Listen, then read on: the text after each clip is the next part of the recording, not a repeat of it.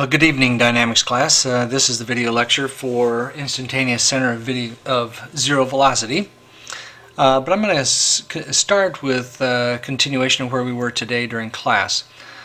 We were talking about the scalar way of analyzing velocity, and I want to just bring up fundamental problem 16-9. This is a wheel, a spool, or something rotating on a bed, a flat bed here.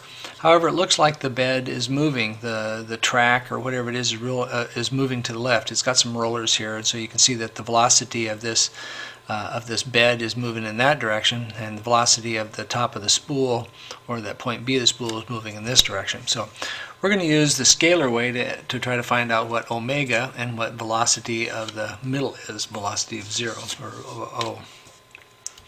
Alright, so we're going to do the vector equation, the scalar vector equation.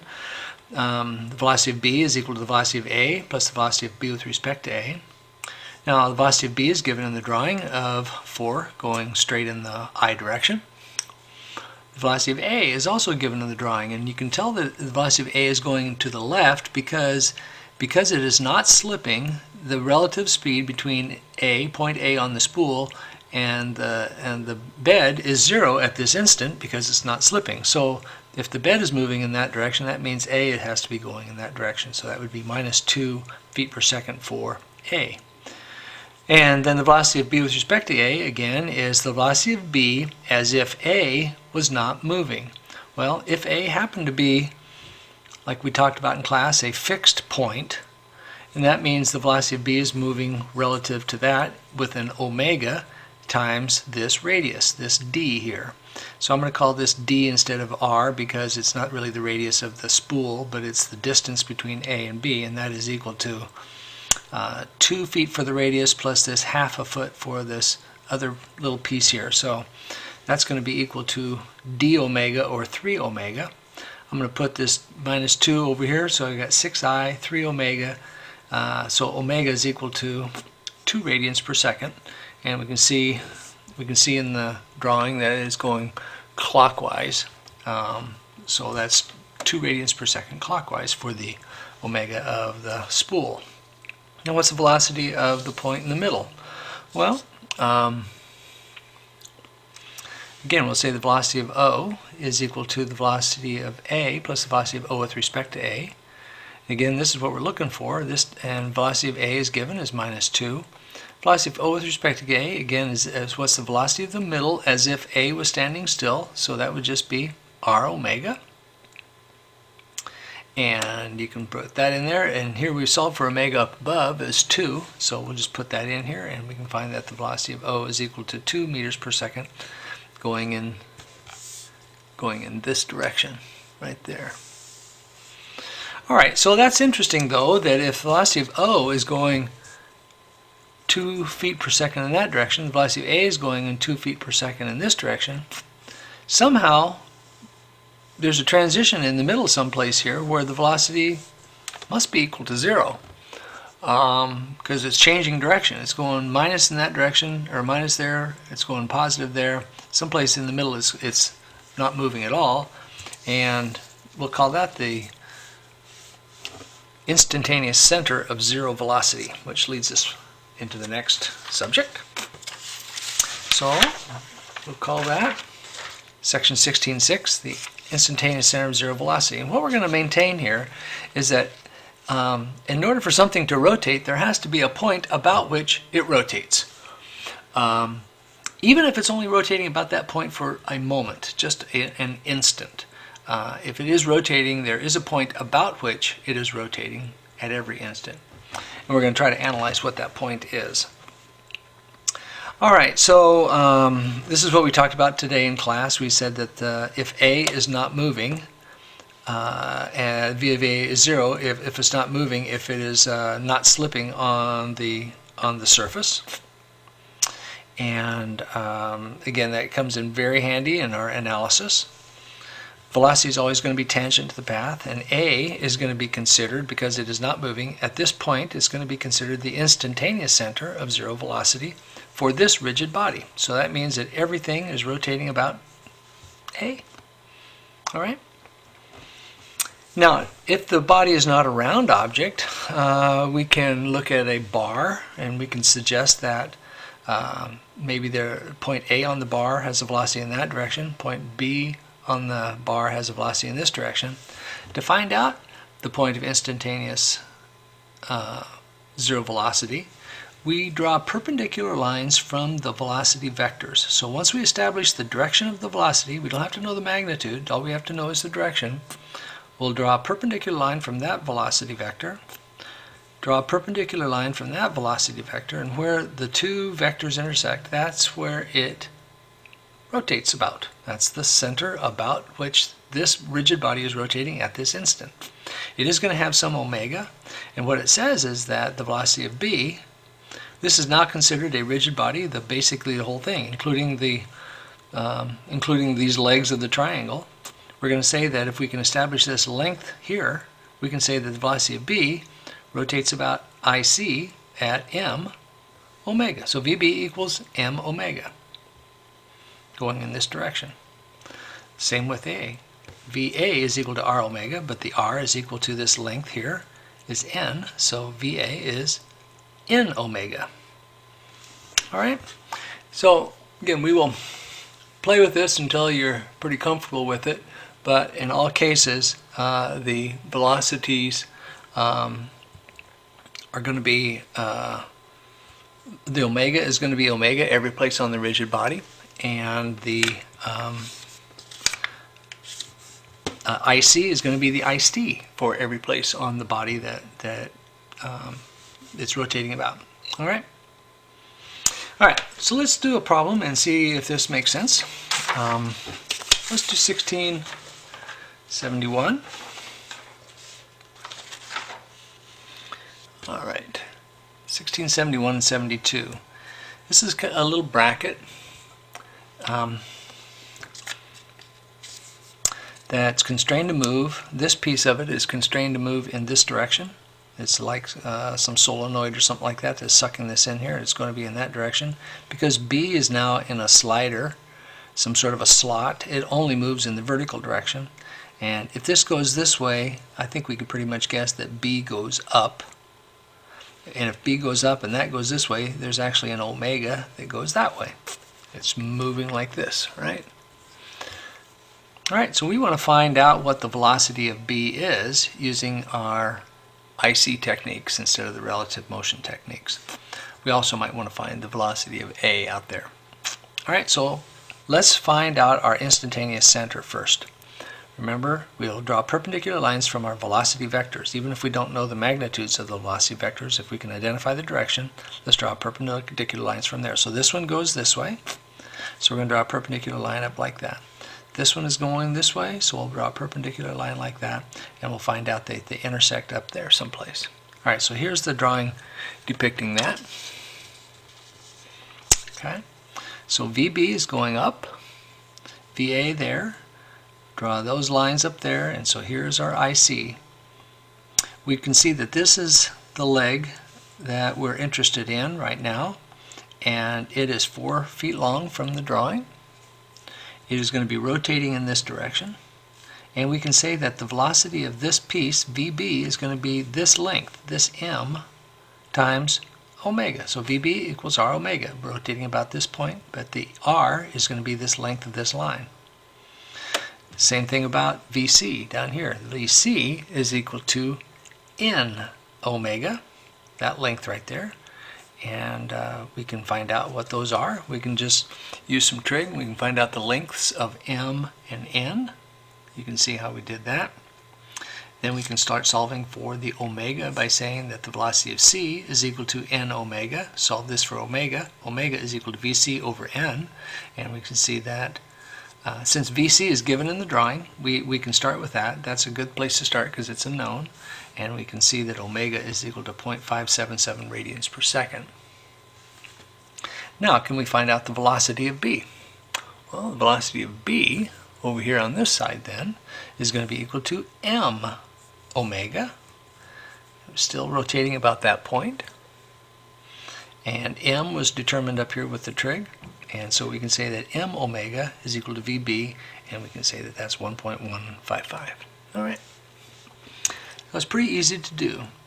Now to remember is that the IC is the IC for every place on the rigid body, just like omega is omega for every place on the rigid body. The IC is only there for an instant, but that's okay. For this instant, it is the IC that applies for every place on this body, and this body would be this whole triangle, including out here in space. So here's the IC right there, and it's going to be the IC for the whole body. So using that concept, let's find out what the velocity of A is over here. The velocity of A also rotates about the IC through this distance right here. So if it rotates here, velocity of A is equal to Q times omega, Q omega. So all we do is find out that distance Q, and we can find out the velocity of A. Well, by similar triangles and easy trig, you can see that this Q on this side is going to be the same. This Q on this side is going to be the same distance as M on that side, just because the triangles are similar. And so the velocity of A is again Q omega. We've already solved for omega. We've found out what Q is, and we can see the velocity of A is going down, going in that direction. So it is going in an opposite direction, but it is the same magnitude as the velocity of B, 1.155 feet per second. And it's going down. All right, let's do one together again. Let's do this one out of the book. If we were in class, I would have you do this, work on this together, but let's suggest that this link here is rotating in that direction with this omega of 6 radians per second. I think this is 1689 in your book. If this is rotating in that direction, we know that the velocity of C is going in that direction. So that's the velocity of C. This link over here is rotating about that point. That's our center of rotation of this link, which means that the velocity of B has to be going perpendicular to that, going up in that direction. Now what is handy to do with multiple link kinds of mechanisms, linkages like this, is to break them up into their separate components or their separate linkages to try to find out and try to analyze them. So what we're looking for here is we're looking for the angular velocity of this piece right here, BC, and the actual speed of E. That's the way it's written in the problem. Let's find out this omega and the speed of E. All right. So let's break this up into 2 pieces or 3 pieces. And I'd like to start over here on this side. So on this side, we're going to do, this is this link over here, and we're going to say that it rotates about this point. It has an omega in that direction, so we know VC is going that way. We can solve that directly. VC equals our omega, and so that's going to be 3.6 meters per second in that direction. The nice thing about a lot of times with the this IC approach is we don't have to pay attention to the I's and J's as in the same way. We have to do trig, but we're really just knowing that the direction is going to be in that direction, and we can just solve for that as 3.6. Now let's go over to this other link over here. We'll take this leg apart and make it separate. I guess we can figure out the length of it here, but we don't need to even know that now. All we're looking for is the velocity vector, the vector of VB, and again it's going to be perpendicular to that link, and so velocity B goes in that direction. Now the nice thing about the way these mechanisms work is that if a point is tied together, that's the velocity of that point. It's the same point on this piece of it as it is on this piece of it. So I can transfer that velocity over here to B on this link right here.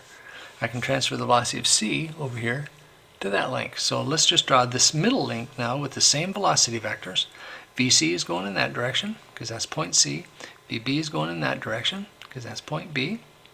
Just draw perpendicular lines from those velocity vectors. So this one has a perpendicular line going like that, like that. This one has a perpendicular line going like that, and the IC is out there in space. Now we use some trig to find out what the lengths of these connecting lines are. I have M, N, and Q. Then I can use some trig to find out there what the lengths of those are. And And so here we are down here. I can use a tangent and find out the length of m. I can use the Pythagorean theorem and find out the length of n. And I can now find out what omega is by knowing that from the IC, m, the velocity of c is equal to m omega. Again, omega is omega for every place on the body, so the whole omega counts. So I'm going to say that VC is equal to m omega. So now I can solve for omega down here. Omega is equal to 10.39 radians per second. I can now also solve for the velocity of E. The velocity of E, I don't know the magnitude yet, but because I found the length n, which is right there, I found the omega now, I can say that the velocity of E, VE, is equal to n omega. And I'll just do that down there. Velocity of E is equal to n omega, which is equal to 4.762 meters per second. Okay, so that's not terribly hard to visualize, I don't think. You just have to kind of plod through it, do a lot of trig, make sure your angles are appropriately named, find out the length of the connecting lines. I'm not sure what these are called. I just call them M and N and Q. The book may use different numbers, I don't know. All right, let's take these results now and find out what the velocity of B is. We've got velocity of C, we've got the velocity of E. Now the velocity of B we can find by same kind of thing. Once we know the length Q, we can find the velocity of B. And the velocity of B is equal to Q omega, same omega. This is the omega of this piece. It's also omega of BC, this B point C. It's the omega of that bar, but it's also the omega of this instantaneous rigid body. Velocity of B now it's given as 7.19. Now I know the velocity of B, I can now find the omega of this length right here. This link. This is AB. Once I have B, I can say that VB is equal to L omega AB. I have to use some trig to find out what the length of this line is, the length of AB, and that was equal to 1.2. And to find the omega AB right here, I'd use VB is equal to L omega. There it is, VB is equal to L omega AB. Solving for omega, I get that is equal to 6 radians per second. All right. Now, that works really well for linkages where the velocity vectors are not lined up or are not parallel. There's a special case where the lines are parallel, and so I want to just visit about that a little bit. And what do we do when we have a rolling round thing where we're looking at a vertical line here and all the velocities on this vertical line are going in that direction? Well, we still try to connect the lines, connect the velocity vectors with the vertical line. So I'm going to draw a vertical line from the velocity of B and a vertical line from the velocity of O. And we can see that they both go in this direction, but it's not obvious where they intersect.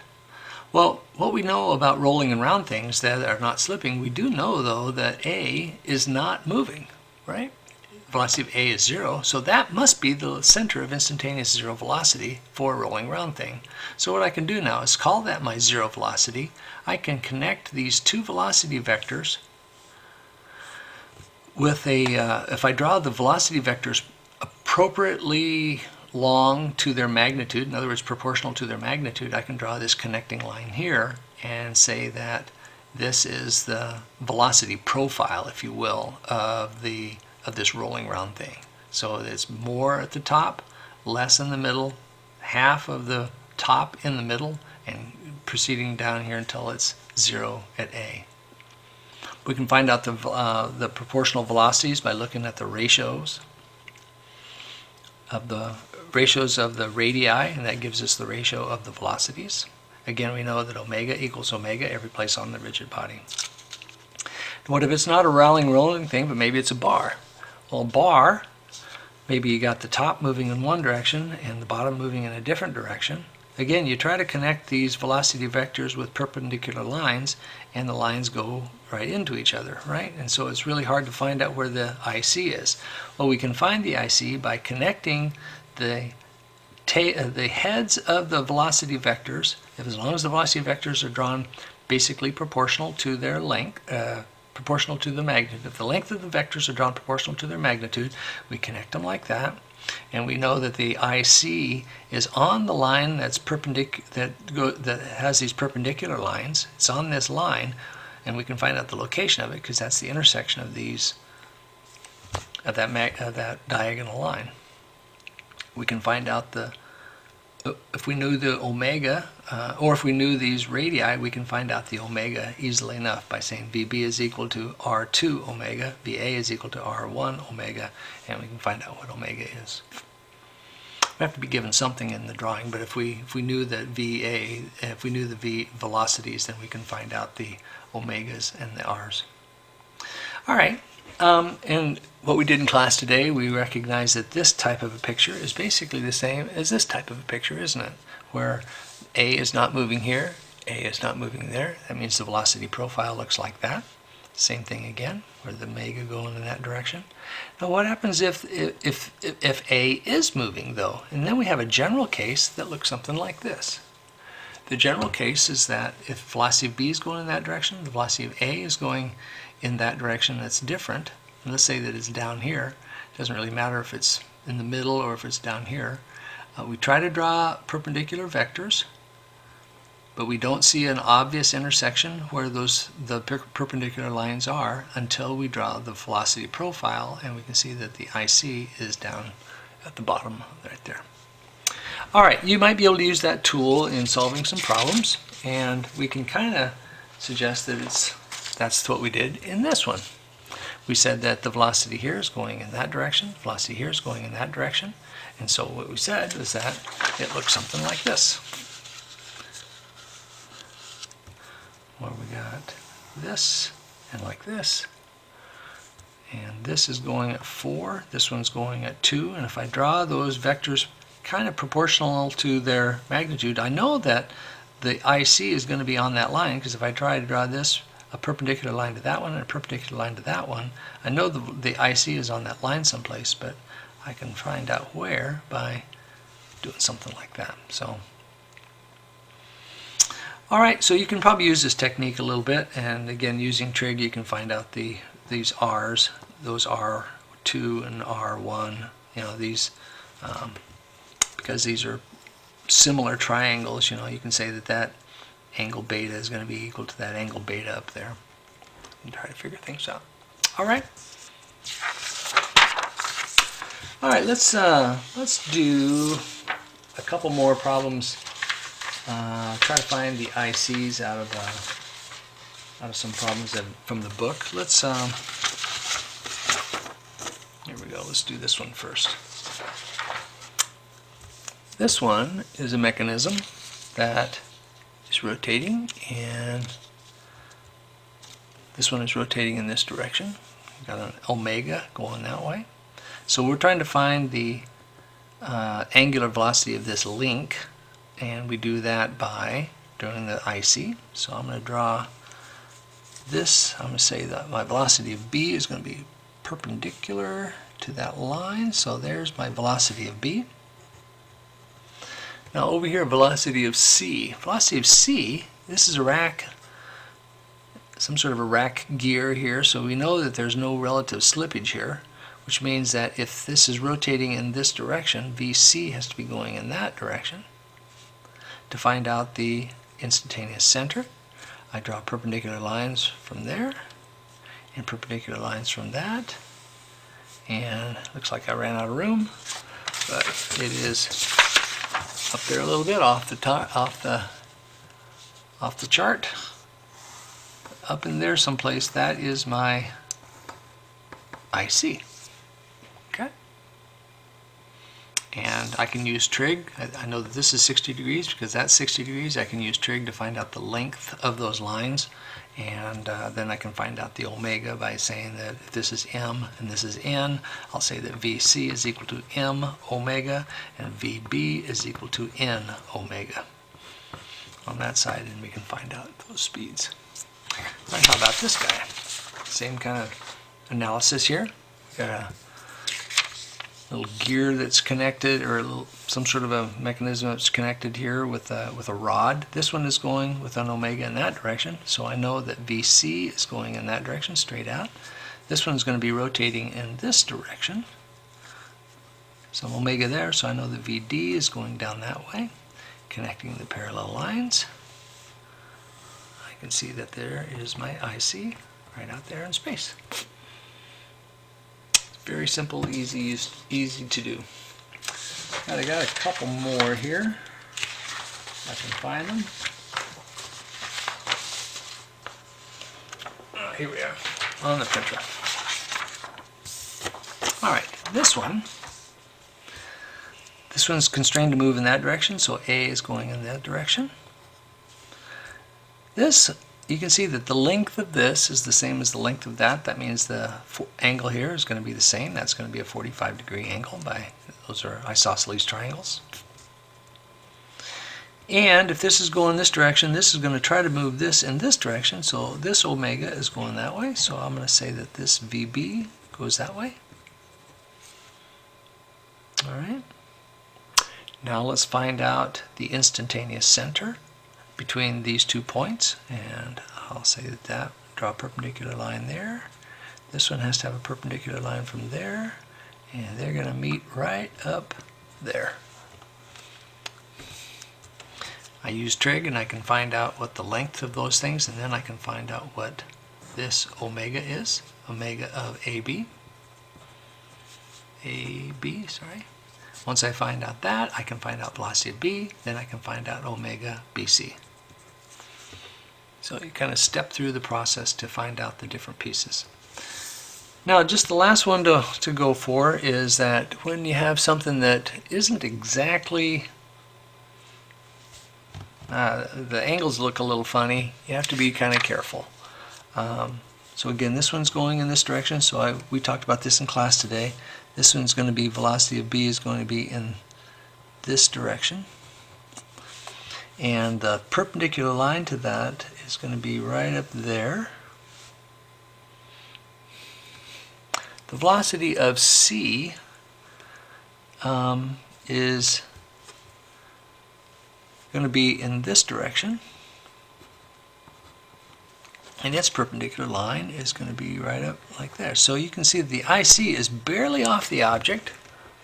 And that works okay, but when the lines are, or when the angles are real small like that, it's just, you just have to be careful, and sometimes it's easy to make mistakes about what the length of this M is and this N, and you can do some trig to try to figure that out in order to figure out what the omega of that piece is. And the last piece was if I'll just redraw it here. If you have something that is exactly connected, or I mean exactly even, like you have this mechanism, same kind of mechanism before, except that